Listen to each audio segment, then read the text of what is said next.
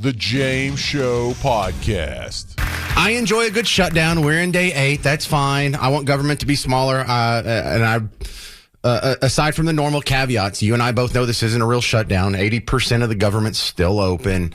And so it's not even really a shutdown. And we shouldn't have an honest situation. Got all that.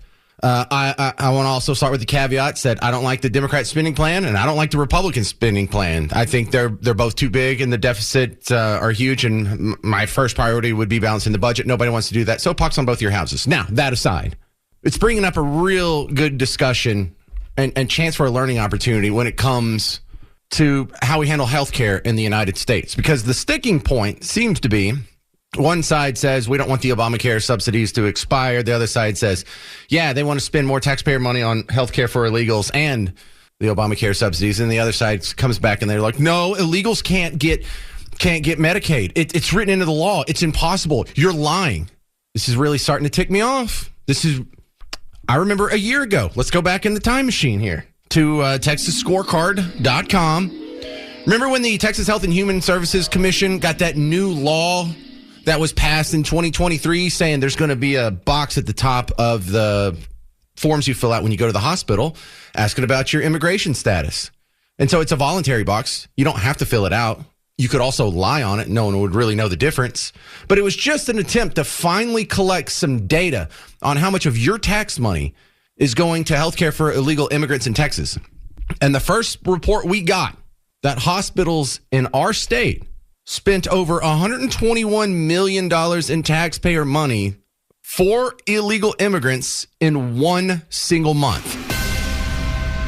That was the data covering November of 2024. 31,000 visits from illegal aliens. The cost was, almost 122,000.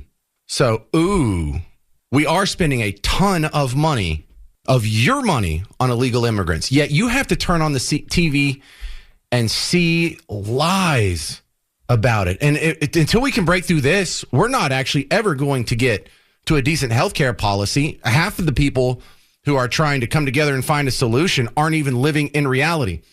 Great example of this, Carolyn Leavitt, the White House spokesperson, this morning doing a press conference where a reporter's arguing with her. We don't spend Medicaid dollars on illegal immigrants. But she uses like the tricky language on healthcare coverage. Well, yeah, it's not providing an insurance policy for it. It's not like ongoing well visits like you can get a comprehensive Medicaid package. But when you go to the emergency room and you're an illegal immigrant and you don't pay your bill, Medicaid gets stuck with it. So it's absolutely damn crystal clear that we're spending taxpayer money on illegal immigrant healthcare. And you have the media arguing with the White House spokesperson about it today. Thank you. At the top of the briefing, you made a statement about that the Democrats are interested in giving health care to illegal immigrants. Yes, they are. U.S. law already prohibits that. It's a 1996 law saying that they cannot give unauthorized immigrants any federally subsidized health care coverage through Medicaid, the Affordable Care Act, or the Children's Health Insurance Program. There seems to be a disconnect in the messaging. Are you denying that Medicaid money has never gone to illegal aliens in the United States of America? I'm not denying anything. I'm asking you if you can explain the disconnect in the messaging. I most certainly can. The Democrats' proposal, their continuing resolution, let me just reiterate, the Republicans' continuing resolution was a clean continuing resolution. There was no partisan politics injected into it. There were no conservative wish lists injected to it. What the Republicans want and still want to this very second is a clean continuing resolution to fund the United States government. What did the Democrats want in their continuing resolution? They inserted a provision to undo a provision in the Working Families Tax Cut, the One Big Beautiful Bill, that ended taxpayer-funded health care illegal benefits for illegal aliens. Democrats' proposal would require Medicaid to pay more for emergency care provided to illegal aliens than Medicaid does for American patients who are disabled, elderly, or children. And this bill would have also allowed California to continue a gimmick that funds its Medicaid for Illegals program. Those are things that we ended, the Trump administration ended, with the passage and the signage of the One Big Beautiful Bill. And it is an undisputed fact, a fact that under the Biden administration, illegal aliens were absolutely receiving taxpayer-funded health care benefits. In fact, in fiscal year 2024, Medicaid costs for emergency services for illegal immigrants skyrocketed by 142% from the previous year to $9.1 billion. That's $9.1 billion taxpayer dollars that were going to emergency services for illegals. Between President Trump's last full fiscal year under his first administration and Joe Biden's last full fiscal year, Medicaid spending on emergency services for illegal immigrants nearly tripled. There was an increase of 196% between 2020 and 2024. And I have a chart here for you, and I'm more than happy to email it to you. I'd also like to add, because some were asking dishonest questions yesterday about emergency rooms. In Southern California, according to healthcare professionals in 2023, under the Biden administration, Southern California's, quote, entire healthcare system was being bombarded with illegal immigrants and forcing American patients to endure longer wait times. In Denver, Colorado, the CEO of Denver Health stated that 8,000 illegal immigrants made 20,000 visits to the city's health system in 2023, leaving an uncompensated bill totaling over $10 million. So when an illegal alien goes to the emergency room, who's paying for it? The American taxpayer. The main safety net hospital in Denver had to turn away patients due to the massive influx of illegal immigrants into the community.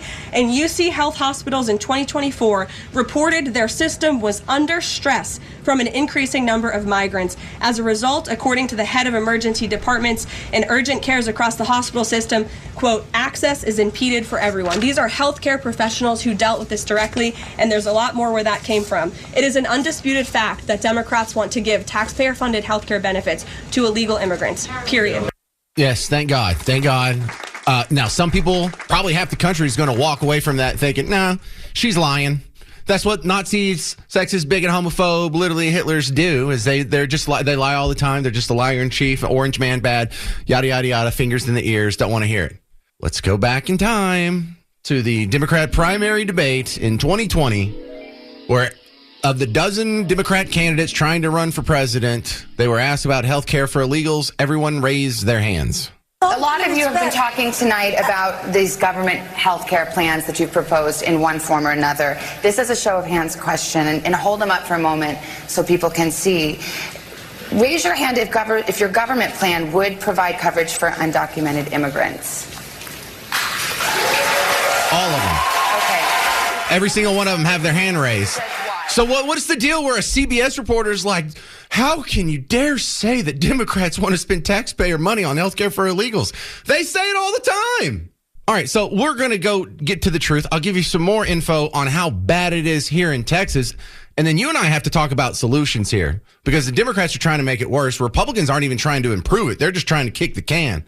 What's your solution? It's exhausting. These people that will just come out and lie to your face. Oh, they're not getting Medicaid dollars to illegals.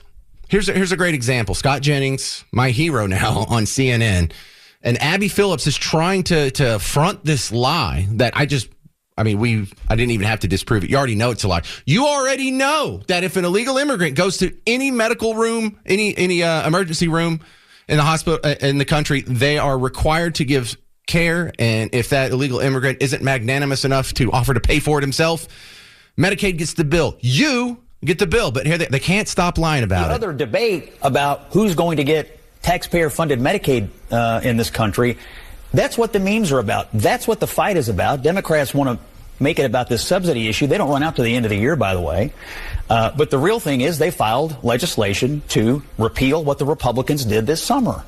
And so these two issues have been conflated, but the fact is they don't just want the subsidies. They want other things, and the president is drawing attention to it, I think, in a pretty clever way. We just had a national emergency about telling jokes. I don't know why people can't take a joke. Medicaid is still not going to illegal immigrants, Scott. It is. It really does.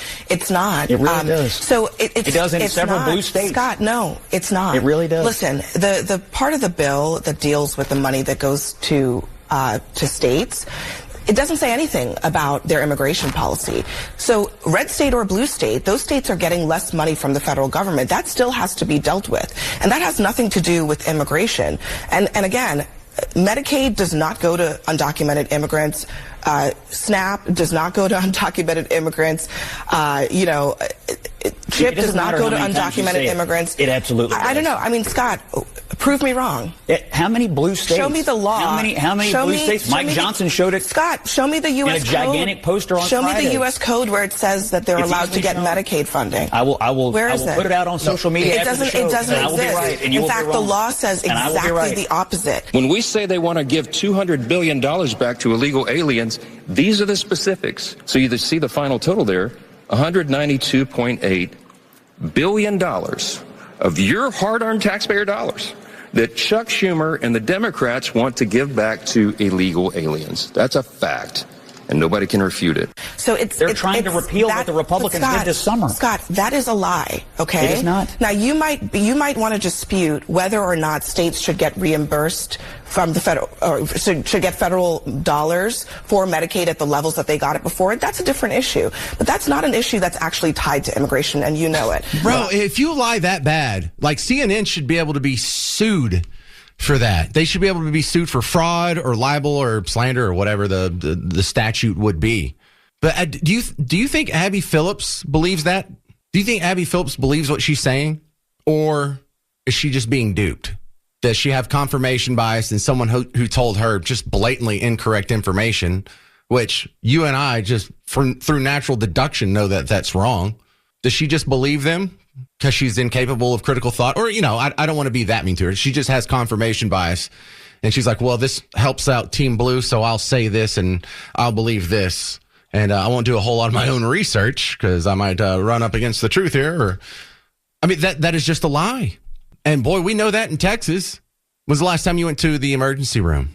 What did you see? Here we have NBC doing a report from 2 years ago on how illegals, they call them migrants. And so they were roping in migrants. So legal immigrants, asylum immigrants, people who didn't go through the regular legal process. They just came here and said, oh, I claim asylum because I'm from a dangerous country. And they were getting legal status under Biden. And then, of course, illegals as well. They were across public hospitals in New York City. A quarter of the patients are now migrants. Over the last year, nearly 30,000 visits by migrants and 300 new babies born to migrant moms. Staff here at Bellevue Hospital tell us they're eager to help, but the numbers are tough. And then Tucker Carlson earlier this week had a guest on, and they were talking about how this is affecting us here in Texas. Here's a statistic that may make your jaw drop. 58% of the births in Texas are Medicaid births. 58%? 58%. So think about this a second, Tucker. 20 years ago, Medicaid was 3% of the Texas budget. Now it's the number 2 driver of the budget. And it's due in large part to illegal immigration. People come across the border, have their babies. Sometimes they go back, sometimes they don't. We are destroying our children and grandchildren's ability to have any kind of future whatsoever. We're drilling holes in the bottom of the lifeboat. So how are we going to get the correct answer to our healthcare situation here when half the country won't even admit what a part of the problem is? Now, illegals are in a big expense, but even if we kicked every single illegal out of here, even if we said no more Medicaid dollars or $1 taxpayer money is going to go to the healthcare for illegal immigrants, that would solve some of our problems, but not all of them. The other thing I'm marveling at is the arguments people are trying to make to keep these Obamacare subsidies around. It's getting really bizarre, and it requires a strict universal ignorance of economics for this to even be attempted through CNN. They have some guy that's saying, look what happens to this couple if you repeal their subsidies. Their premiums are going to go up. Listen to how much they make, though. Imagine an older couple out there who's making $85,000 a year. That's not billionaires or anything like that, but that's a higher earner in this case. Here's their current premium, $7,225 per year. That's 8.5% of their income. That's sort of the top end under the current rules. Under the change, if it expires, that will jump to $25,000 per year. That's almost a 30% increase. That's almost 30% of their income, not an income. 30% of their income for the year. That's a tough thing if you're making $85,000 a year. Okay, so the Orwellian twist on the language here is the idea that their premiums will go up from $7,500 to $25,000 a year. No. Their premiums actually won't go up at all. Their premiums will remain the same, even according to the numbers that you're looking at. If you take away the Obamacare subsidy, then yeah, they will no longer have to pay $75,000. They will have to pay $25,000. But in the meantime, you're covering the rest of that. You're the idiot. And I don't mean that you're an idiot. I mean, we're just being played for idiots over here. The difference between $7,500 and $25,000, what is that, $17,500?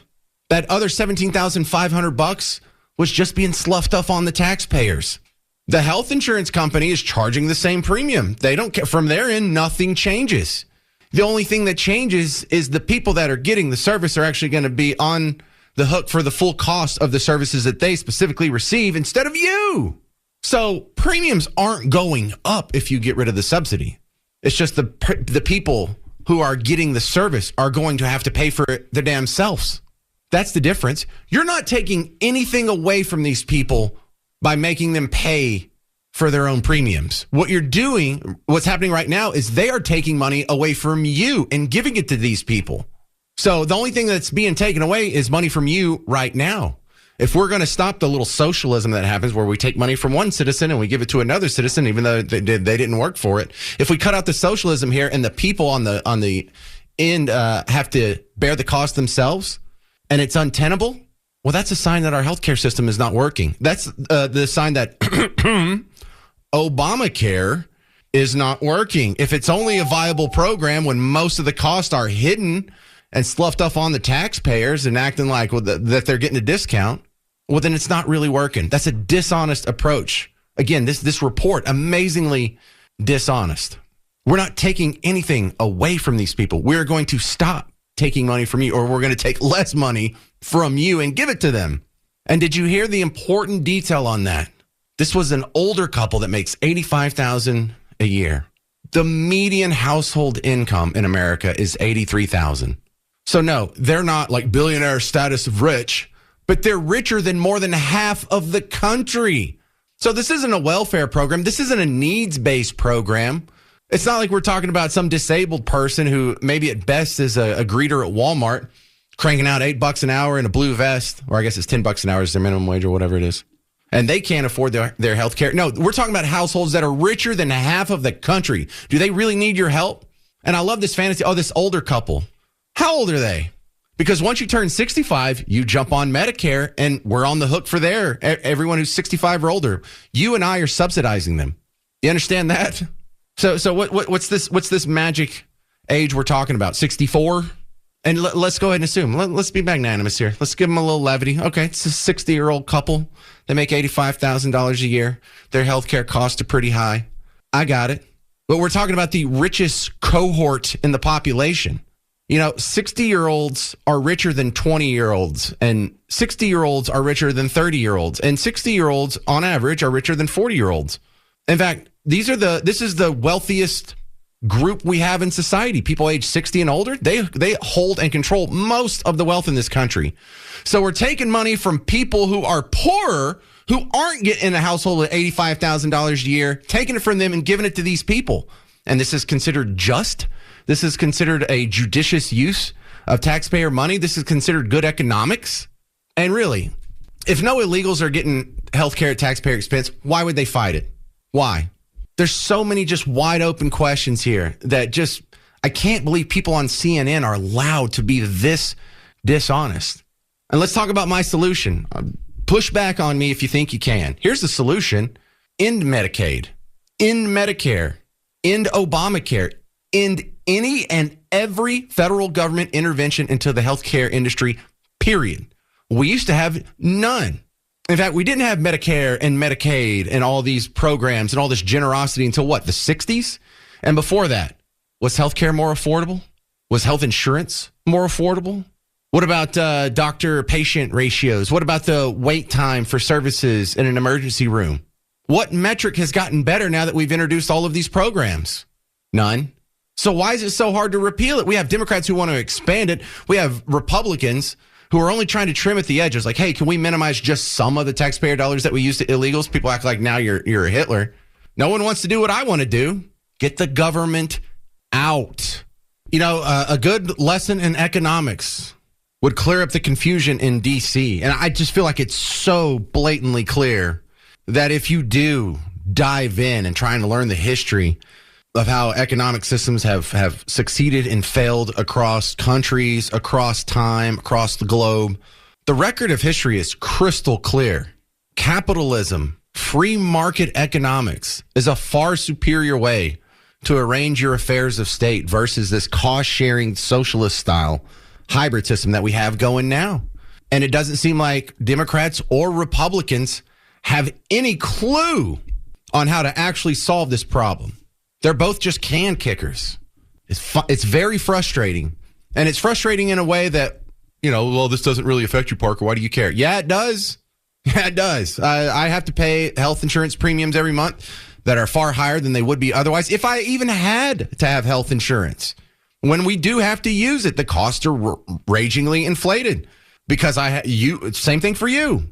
The cost that you would pay for your health care would go down if you didn't also have to, every time you use services, you had to pay for the free care that people were getting on Medicaid, including illegals, and you didn't have to pay for the free care that seniors are getting on Medicare, and you didn't have to pay for the free care that poor people are getting on Medicaid and the Children's Health Insurance Program and all these other. You have to pay for yourself plus like 3 other people because we're sharing. Oh, my goodness. Look at the phones. John in Dallas, you're on WBAP.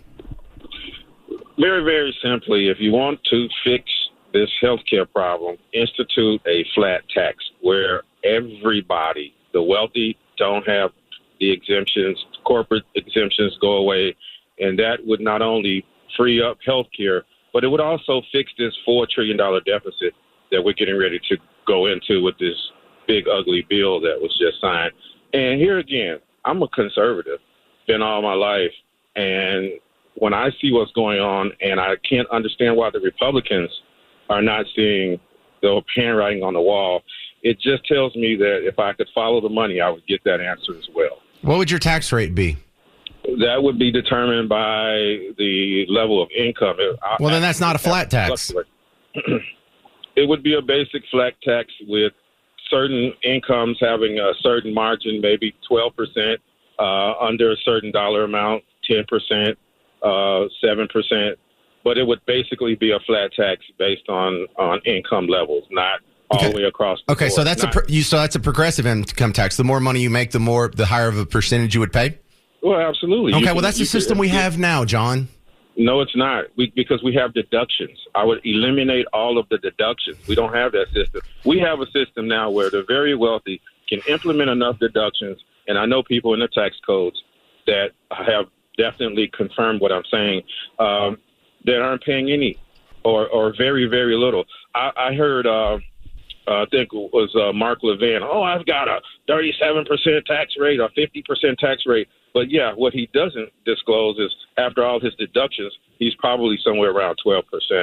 And I mean, that goes across the board for the multi-millionaires. They are not paying their fair share, and we all know it.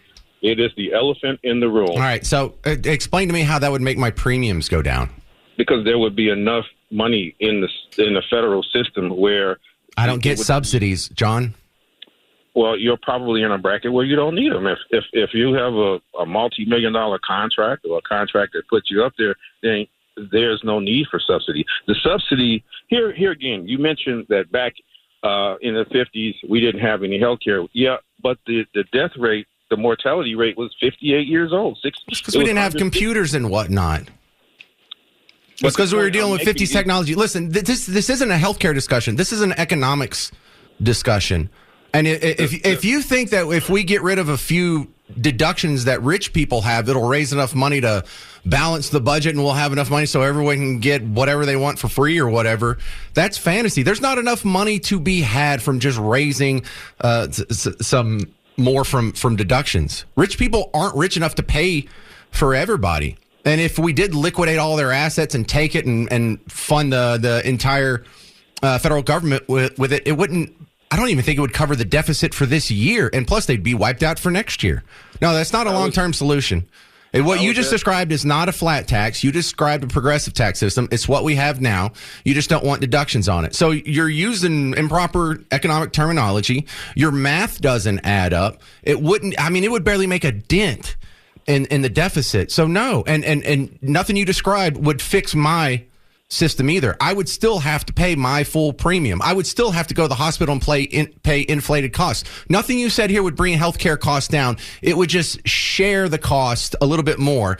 And I guess some people are just wed to the fantasy that if we just took a little bit more money from these rich people, then that would be okay and that would fix the system. That doesn't fix anything. Tom in Plano, you're on WBAP. Yeah, hi. Well, I'd like to talk. I think the best way to reduce the cost of insurance is getting rid of the insurance companies. And the way you would do that is you would allow associations nationally to allow their members to become inside, to buy insurance. And that would be self-insurance, basically. That way, you're dealing with a TPA who's paying the claims. And that way, all the unused money from the premiums are used in future reference to lower the cost of the insurance. The biggest reason I think insurance is so expensive is the insurance companies don't want competition, and they pay the politicians to make sure there is no competition for them. And at that point, we're just raising and raising the premiums. The one big thing with the self-insured plan is the TPAs or the associations would be able to negotiate directly with the insurance providing groups. So then you can choose and pick which groups you want to use. Yeah, you're describing co-ops. We have that. We have healthcare co-ops. No, it's not co-op. It would be actually a self-insured plan. So you would actually, the association can't do this right now. They can't offer it nationally to all their members to go buy reinsurance. Oh, because it stops at state lines. I get you. I misunderstood that part. All right. Well, that'd be a little bit better. That'd be.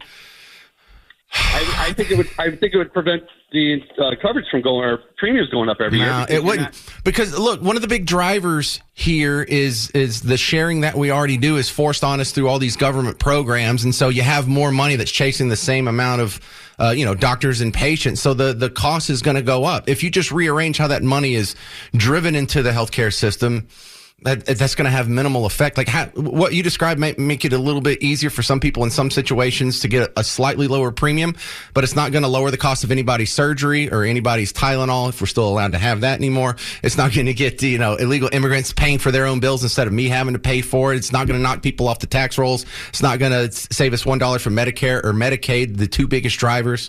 So let's continue this discussion. I have a lot of great callers on hold. One line open, 800-288-9227. Because I don't think either major party gets it, and I don't think we're ready for the solution. I don't think most people are comfortable with the idea of getting rid of Medicare and Medicaid, but I'm going to try and talk you into it next on the James Show. News Talk 820, 93.3 FM, WBAP. The James Show Podcast.